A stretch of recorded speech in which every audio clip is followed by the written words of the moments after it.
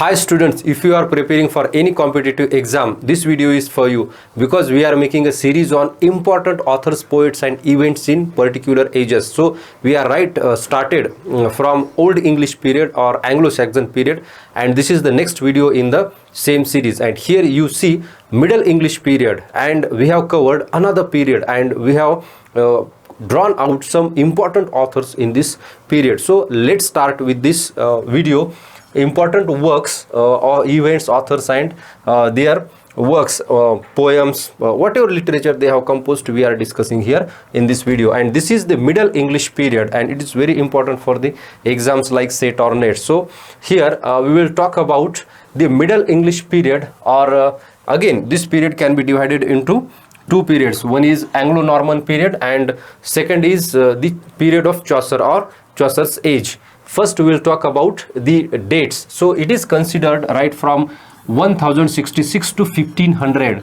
So this is the span of Middle English period in English literature, and here we see that there is Anglo-Norman period again in the same Middle English period, and which is also can be considered right from 1066 to 1350. Now this 1066 date is very important because here we find the Norman conquest, and this Norman conquest has given birth to so many changes in the history of England and also in the history of English literature.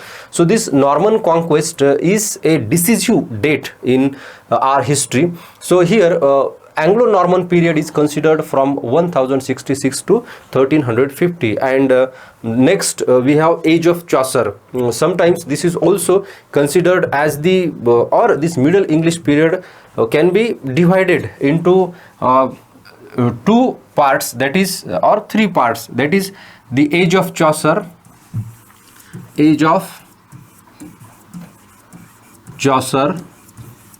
and the before the age of Chaucer, this is the division, then age of Chaucer, and after the age of Chaucer. So some scholars divide this Middle English period into these three broad categories.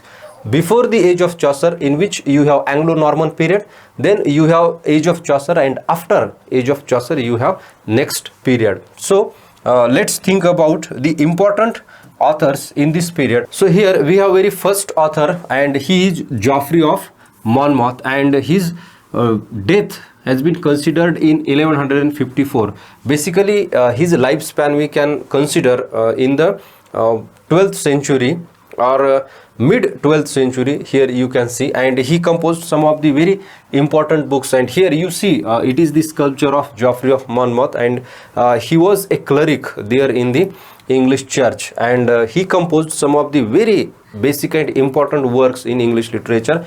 So here we have Historia Regum Britannia. So this is basically the book of history, and again we have its subtitle or the other title, the History of the Kings of Britain, and it became a type of source book.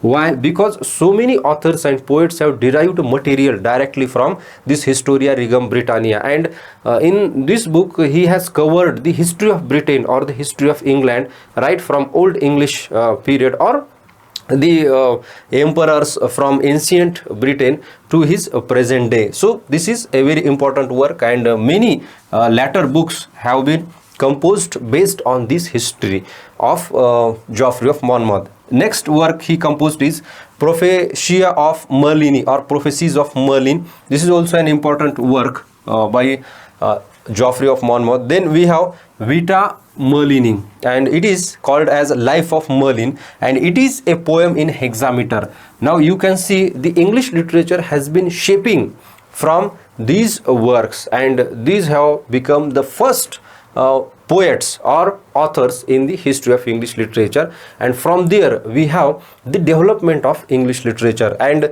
Chaucer becomes the morning star after the Geoffrey of Monmouth when he composes his literature or poems. So this poem is composed in hexameter. Hexa means 6, and meter there is a kind of we can say that pattern in the poem, and this pattern repeats for 6 times. So this is hexameter. Next we have Second, Lyman, he was a priest in English church, and he composed again a very important work called Brut, or it is also called as the Chronicle of Britain, and it is written around 1190, and this title is taken from the mythical founder of Britain, that is Brutus of Troy, and this Brut is nothing but Brutus of Troy, and this is also a book of history, and he also covers most of the history of England or the kings of England, and there are 16,095 lines, and again it narrates the history of Britain. So these works have become the early works which gave the material to the later literature in English. So this Lyman is also important. So this is the Lyman's Brut. Next we have some medieval romances. Now the concept of medieval romance is very important. Now what is romance? Romance is not only related to love, but it is related to adventure.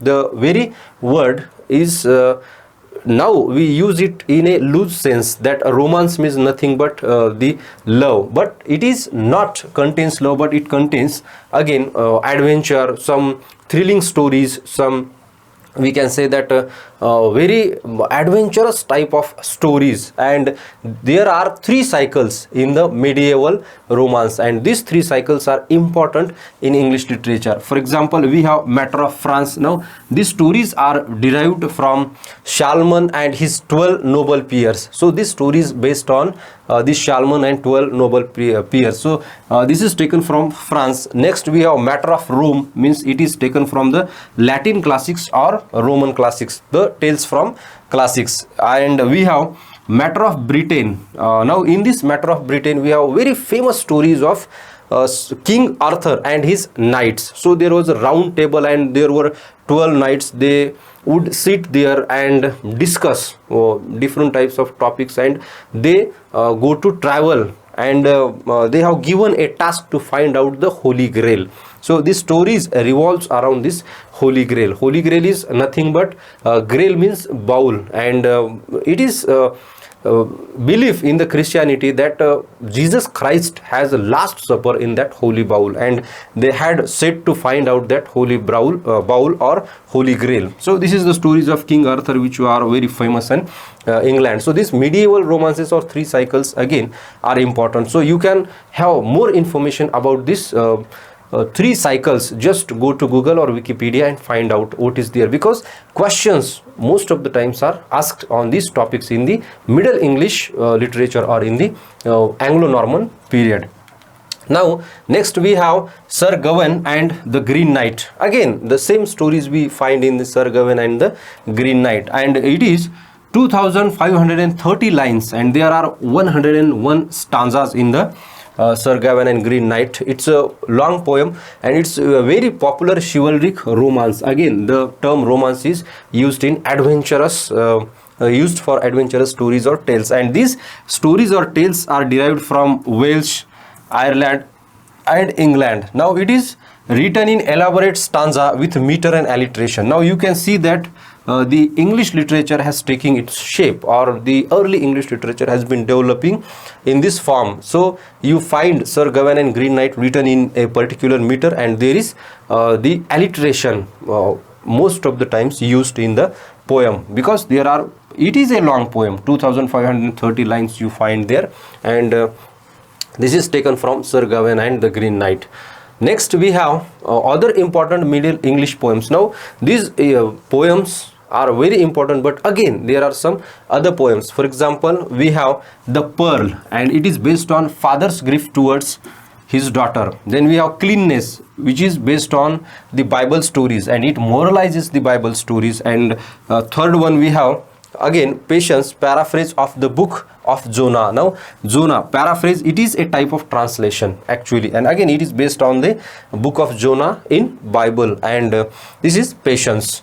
Next, some other English works from the same period. This manuscript is derived from the Middle English works, and here we have Ancren Revel. It is composed by Bishop Poor, and it means rule of Anchoresius, and it is written around 1225, and it is in the prose form. We are talking about works and not the poems here. So poems also included and works means prose works also included. Now in this way you find that the prose was developing in a way as poetry or verse was developing, the prose also has taking shape in this period. So here Anchoring Rival by Bishop Poor. Next poem we have Om's Omulam. Now this Omulam contains 19,000 lines and this is also again a metrical poem. And the next work we have very famous, that is Kursamandi in those period, or it is also called as Overrunner of the World. It is written around 1320 and it contains 30,000 lines. Again it's a very long narrative poem, it's very long narration and there are so many stories in the Kursamandi. So these are some of the important works, and there are again two important works in the same period. Geste of Robin Hood. So you all know about Robin Hood and the stories of Robin Hood. It came from France. This word means tales and it is a French word and it is called as geste. So geste of Robin Hood or Robin Hood tales, and particularly these are the ballads. So different types of forms of poetry are developing in those days, and one of them is ballads. So there were lyrics, there were long poems or epic poems, and there were ballads. So this ballad, and again we have fable and satire. The Owl and Nightingale. This is a satire. It's also a long poem. It is in the form of fable because animals are there included, and the very title suggests that it is based on some animals, owl and nightingale. There is conversation between these animals or the birds, owl and nightingale. So this is fable. So these all are very important works in the Middle English period or Anglo-Saxon period. So I hope you got all these works. If you have any problem, any query, you can comment below in the comment section or you can email me. So dear students, you can prepare your any competitive exam based on these works. I am taking only important works in this series. So what you have to do next, just you have to Google or search on Wikipedia more information about this kind of works, and 100% you will find questions based on these works or the authors or poets we are discussing here. So this is all about this video. Let's meet in the next video. Thank you very much.